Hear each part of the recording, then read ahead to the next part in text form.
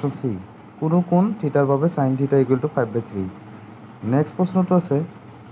9 sec square 60 degree minus 9 tan square 60 degree মান কিমান হ'ব ইয়াৰ শুদ্ধ উত্তৰটো হ'ব ইয়াতে প্ৰথম উত্তৰটো দিয়া আছে 9/2 B3 আৰু C 18 আৰু D 9 ইয়াৰ শুদ্ধ উত্তৰটো হ'ব অপশ্যন D 9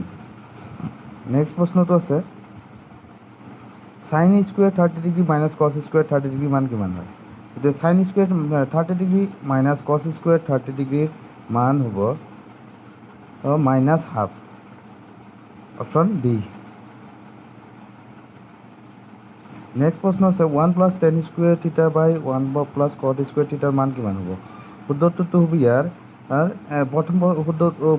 উত্তৰৰ অপশ্যনটো আছে cot স্কুৱেৰ থিটা বি আছে sec স্কুৱেৰ থিটা চি আছে tan স্কুৱেৰ থিটা আৰু ডি আছে -1 ইয়াৰ শুদ্ধ উত্তৰটো হ'ব tan স্কুৱেৰ থিটা অপশ্যন চি নেক্সট প্ৰশ্ন আছে cosec 90 degree minus a equal to কি হ'ব cosec 90 ডিগ্ৰী মাইনাছ এ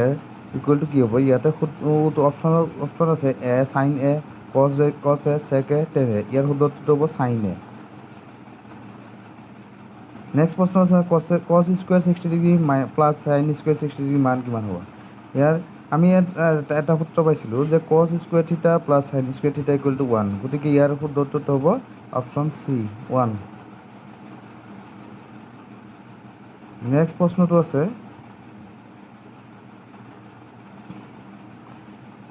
8 নম্বৰ প্ৰশ্নটো আছে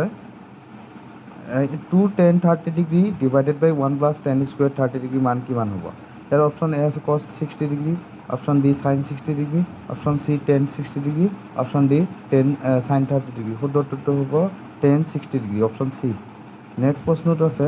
tan 65 degree divided by cot 25 degree মান কিমান হ'ব ইয়াৰ অপশ্যন এ আছে 1 অপশ্যন বি আছে হাফ অপশ্যন চি আছে 0